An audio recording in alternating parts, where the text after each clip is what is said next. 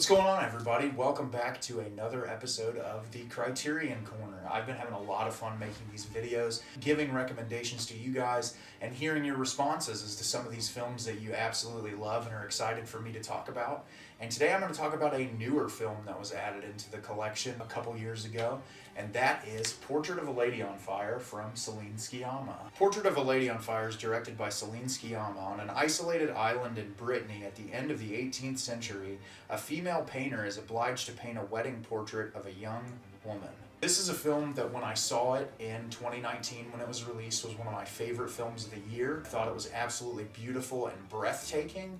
I thought the performances were amazing and that everything about it was just incredible, and I was so excited when Criterion announced it on Blu-ray. I thought it was a movie that was 100% deserving of it. Céline Sciamma is a director who I love very dearly. Her films are so incredible. I believe there is only one film in her entire filmography that I still haven't seen.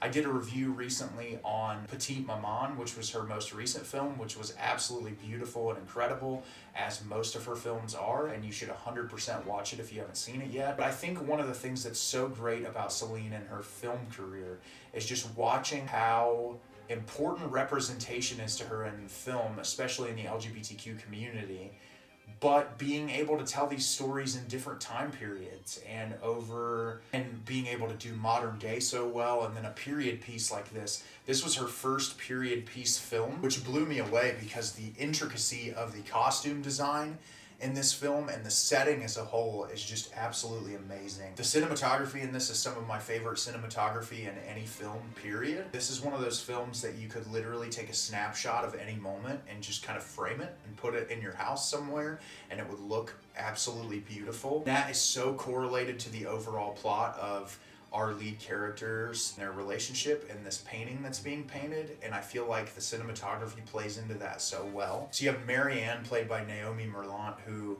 comes to this isolated island to be commissioned to paint this portrait, and there's a woman, Eloise, played by Adele Hanel, who is of royalty from what we were told, and she is supposed to marry this man, but she's not allowed to marry him until this portrait that has been commissioned is completely done.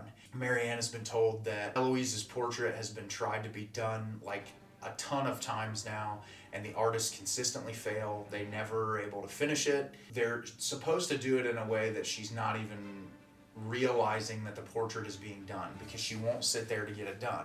She just has to do it. And so she tells her that they're going to be walking companions, and that building her profile and getting it to a point where she'll be able to paint the portrait. That's how it starts. And then this blossoming relationship happens between these two women, where they start to get to know one another and they start to understand each other, and how this time period is so much different, where this woman, Eloise, has no choice to the fact that she's being married off. It's like embedded in her. She has to do it. These two women falling in love with one another, and how that would be portrayed in this area of time. These two have to kind of try to hide what they feel for one another because of the way it's perceived by people in this time period, and then understanding that at some point this thing that's happening between the two of them is going to have to end, because in this time period there's no way that it could have successfully happened. And it's beautiful, and it's heartbreaking, and it's so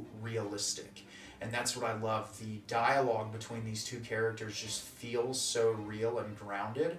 There's so many great experiences throughout this film. There's this scene where they like do drugs together, and the drugs they do are like they rub this stuff under their armpits, and that's what gets them high. It's insane. These two actresses give amazing performances, and the cinematography just elevates that. There's a shot in this film that I never forget, where Eloise is like laying in like naked on this like couch thing, and she has a mirror on her.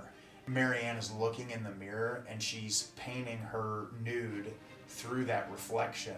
And it's just there's so many shots that are so well crafted. And then you have this introduction of music into the story, which there is virtually no soundtrack in this entire film. There's a scene where Marianne plays Eloise this song on the piano, and it's just so beautiful and well done, and it comes into play later in the film, and the restriction of the music in the film is what makes it so much more impactful later on. And oh my God, when that scene hits, it hits hard and it's amazing. And it really, the third act of this film is just absolutely brilliant. There's this story that's told in the film, this work of literature that also comes into play in real life, and it really parallels to the story so well. And it's just an experience, and that's what I'll say about this film. It is just an experience that I could relive again and again. It is a beautiful love story that is so vulnerable and amazing. The art in this film is beautiful to look at. All the portraits in it are amazing. The impact of that third act is unlike anything I've ever seen. And this is a movie in the collection that I think everyone should own and watch at least once. It is so amazing, and it's a movie I could watch 100 times and never get tired of. So have you seen Portrait of a Lady on Fire? Did you love it? Did you hate it? Leave me a comment down below and let me know what you thought. I think this movie is brilliant. It's one of my favorites in the collection, and it's a movie I'm going to watch again and again. As always, if you can like the video and subscribe to the channel, it helps me out a lot and lets me know the type of content you're looking for. I'm always putting out new videos.